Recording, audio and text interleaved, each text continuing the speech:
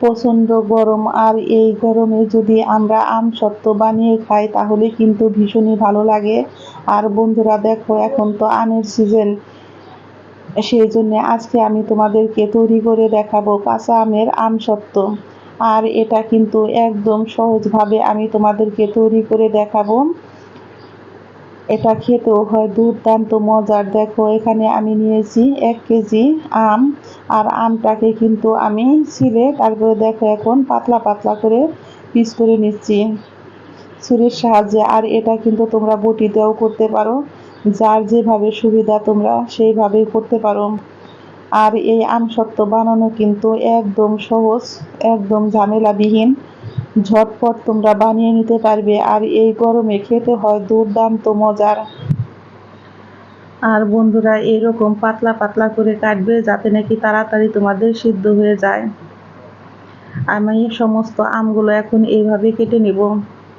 আমার সমস্ত আম কাটা হয়ে গেছে। এখন আমি কড়াইতে দিয়ে দিয়েছি আমগুলো।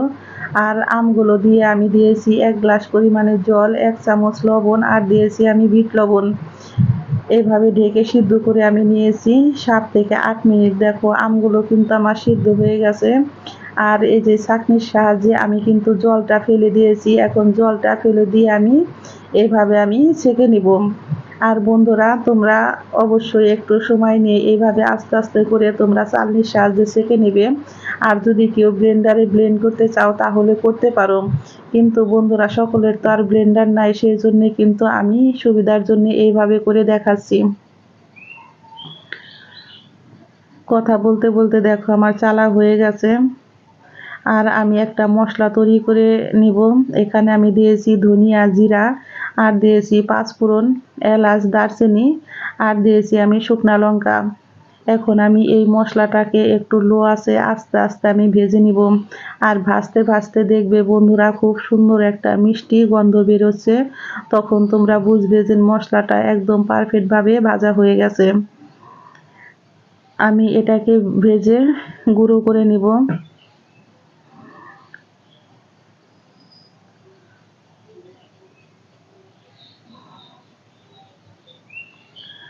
আমি কড়াইতে দিয়ে দিচ্ছি এখন ছেঁকে রাখা আমগুলো। আমগুলো দিয়ে দেখো আমি এখন এর মধ্যে দিয়ে দিচ্ছি 1 চামচ পরিমাণে বিট লবণ, আর দিয়ে দিচ্ছি 1 কাপ পরিমাণে চিনি। আর চিনিটা বন্ধুরা তোমরা একটু বুঝেই দিবে, কারণ কে কীরকম মিষ্টি খেতে চাও আমসত্ত্বর মধ্যে তোমরা সেইভাবেই দিবে। আর দেখো, আমটা কিন্তু আমার এখন পাতলা হয়ে গেছে, কারণ চিনি দিলে কিন্তু আমটা জল কেটে দেয়। সেই জন্য তোমরা চুলার আঁচটাকে একটু বাড়িয়ে দিয়ে অনবরত নাড়তে থাকবে।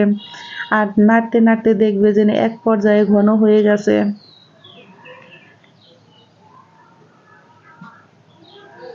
আর এই আমটাকে কিন্তু বন্ধুরা অনবরতই নাড়তে হবে, তাহলে কিন্তু তোমাদের কড়ার তলায় লেগে যেতে পারে। আর লেগে গেলে কিন্তু আমসত্ত্বটা খেতে ভালো লাগবে না, সেই জন্য একটু খেয়াল রাখবে। আর দেখো আমি 2 রকমের করে নিব, সেই জন্য অর্ধেক আমি ঢেলে রেখে দিয়েছি। আমি এর মধ্যে দিয়েছি অল্প পরিমাণে একটু ফুড কালার, দিয়েছি চিলি ফ্লেক্স 1 চামচ, আর দিয়েছি আমি ভাজা মশলা। এখন সমস্ত উপকরণ দিয়ে বন্ধুরা দেখো এটাকে আমি ভালো করে মিশিয়ে নিব। আর দেখো বন্ধুরা কতটা ঘনত্ব হয়েছে, দেখে অবশ্যই বুঝতে পেরেছো। আমি এখন চুলার আঁচটাকে বন্ধ করে দিব। আর নিয়েছি আমি একটা স্টিলের প্লেটটাকে আমি তেল মেখে নিয়েছি, সরিষার তেল। আর সরিষার তেল মেখে দেখো বন্ধুরা আমি এখন কিন্তু আমসত্ত্ব ঢেলে দিয়ে এটাকে সেট করে নিব। আর বন্ধুরা এখন তো যে রোদ, এই রোদে তোমার দিয়ে দিলেই হয়ে যাবে। আর যদি তোমরা রোদে দেওয়ার ঝামেলা ছাড়া যদি আমসত্ত্ব বানাতে চাও তাহলে তোমরা ফ্যানের নিচে দিয়ে রাখতে পারো। তোমাদের যেরকম সুবিধা হয় তোমরা সেইভাবেই করতে পারো।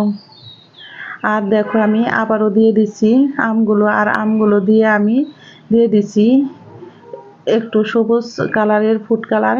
আর দিয়ে আমি দেখো এটাকে আবার একটু ভালো করে মিশিয়ে নিব। এখন এর মধ্যে দিয়ে দিব 1 চা চামচ পরিমাণে ভাজা মশলা, আর দিয়ে দিব আমি 1 চা চামচ পরিমাণে চিলি ফ্লেক্স।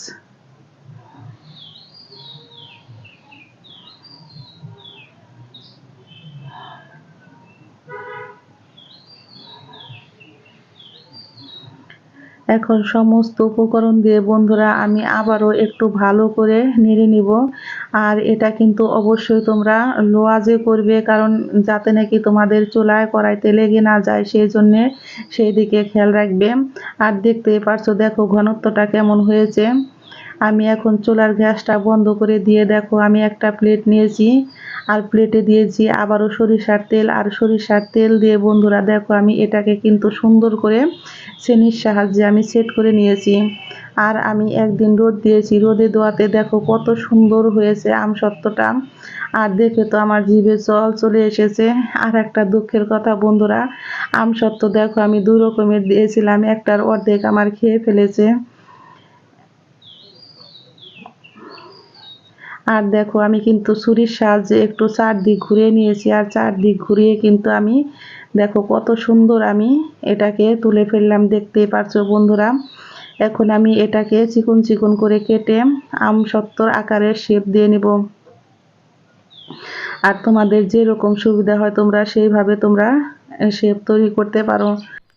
আমার এই আমসত্ত্বর রেসিপি যদি তোমাদের ভালো লেগে থাকে তাহলে বন্ধুরা অবশ্যই একটা লাইক করবে, কমেন্ট করবে, শেয়ার করবে, এবং যারা আমার নতুন বন্ধু আছো তারা আমাকে একটা সাবস্ক্রাইব করতে ভুলবে না। দেখো আমি দুইটাই কিন্তু এরকম কেটে সুন্দর করে শেপ দিয়ে নিয়েছি। তারপরে তোমাদের যেভাবে শেপ দিতে ভালো লাগে তোমরা সেইভাবে দিয়ে নেবে। আর আমি তোমাদের একটু খেয়ে দেখাচ্ছি, দেখো শুকানোর পরে কত সুন্দর হয়েছে, আর খেতেও হয়েছে দুর্দান্ত মজার।